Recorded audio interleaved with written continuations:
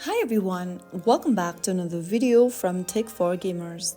In this video, I'm going to show you how to log out of Supercell ID in Clash Royale. So let's get started.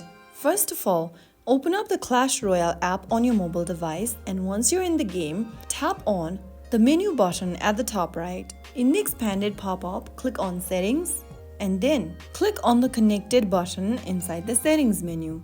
Now, if you have connected with Supercell ID, you can then open up this page where you'll need to click on the gear button at the top left, and within the settings menu, tap on Logout. Click on Logout in the pop-up once again, and doing this will log you out of your Supercell ID on Clash Royale. You have successfully logged out of your Supercell ID in Clash Royale. If this guide helped you, don't forget to like, subscribe, and hit the bell icon so that you'll never miss another tutorial from us. Thanks for watching, and I'll see you in the next video.